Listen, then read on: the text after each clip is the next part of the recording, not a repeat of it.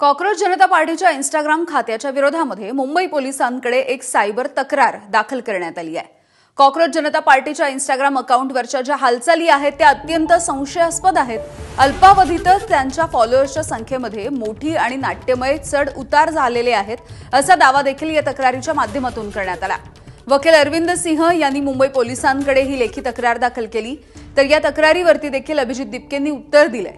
इंस्टाग्रामवरती 94% भारतामधले फॉलोअर्स आहेत आणि भारतामधल्या विद्यार्थ्यांना पाकिस्तानी म्हणणं हे बंद करा अशी विनंती देखील दिपकेंनी केली आहे।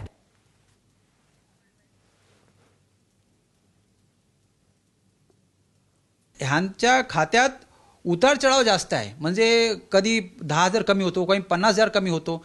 SMM पॅनल्स थ्रू विकत घेतलेली जी फॉलोअर्स आहेत त्यांचा हा पॅटर्न आहे की म्हणजे तुमचं कसं आहे की फॉलोअर्स एक 100-200 असा कमी होणार ना, त्यात असं नाही, त्यात डायरेक्ट 10,000 15,000 50,000 असा कमी होणार आणि दुसऱ्या दिवशी परत फिलअप होणार।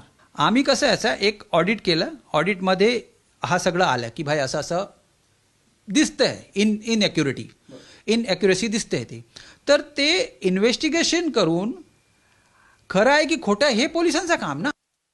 जेव्हा किरण रिजिजू यांनी हे ट्विट केलं होतं की कॉकरोच जनता पार्टीच्या हँडलवर सगळे पाकिस्तानचे फॉलोअर्स आहे, त्याच्यात मी ऑडियन्स डेमोग्राफिक दाखवली होती आणि ऑडियन्स ही फक्त ज्यांनी पेज सुरू केलेलं त्यालाच दिसू शकते, दुसरं कोणाला नाही। त्यांच्याकडे हे आकडे कुठून येत आहे मला नाही माहिती, माझ्याकडे जे आकडे मला दाखवते आमच्या पेजवरनं 94.7% of the followers are from India.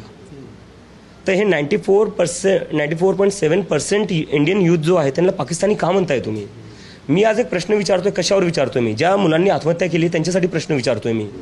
तुम्ही मला पाकिस्तानी म्हणताय, मी पाकिस्तानी, स्टुडंट्स पाकिस्तानी, पत्रकार पाकिस्तानी, अपोजिशन पाकिस्तानी, तर भारतीय इंडियन कोण? फक्त BJPचे IT सेलवाले भारतीय आहेत का? आणि आपण सगळे पाकिस्तानी?